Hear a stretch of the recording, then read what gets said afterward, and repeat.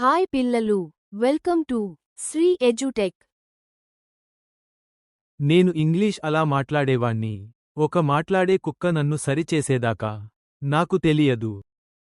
రాజు అన్నాడు. I didn't went to school yesterday. ట్రూఫీ రాజు మాటలు విని షాక్ అవుతూ, ఆపు ఆపు డెడ్ తరువాత వెంట్ అంటూ అన్నావేమిరా రాజు అని ట్రూఫీ అడుగుతుంది. ట్రూఫీ వాక్యం సరిచేయడం చెప్పుతుంది. డెడ్ వాడినప్పుడు వర్బ్ బేసిక్ ఫామ్ వర్బ్ ఒకటిలో ఉండాలి. కాబట్టి I didn't go to school అంటాం. More examples. You did not speak English.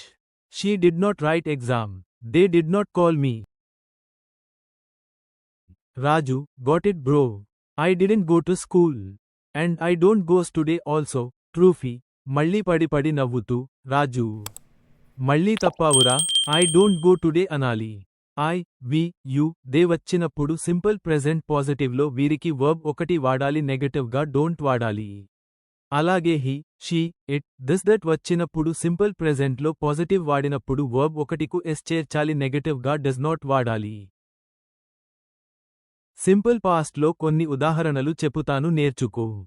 I called you, నేను నిన్ను పిలిచాను ప్రశ్నించునప్పుడు డిడ్ వాడాలి, వాక్యంలో డిడ్ వచ్చినప్పుడు వర్బ్ రెండు, వర్బ్ ఒకటిగా మారాలి. యు డ్రాంక్ టీ, నీవు టీ త్రాగావు. You did not drink tea, నీవు టీ త్రాగలేదు. షీ కాల్డ్ మీ, ఆమె నన్ను పిలిచింది. She did not call me. పిల్లలు, మీరు కూడా రాజులాంటి తప్పులు చేయకండి. ఇంకో అద్భుతమైన లెర్నింగ్ యాత్ర కోసం మా ఛానల్ను సబ్స్క్రైబ్ చేయండి.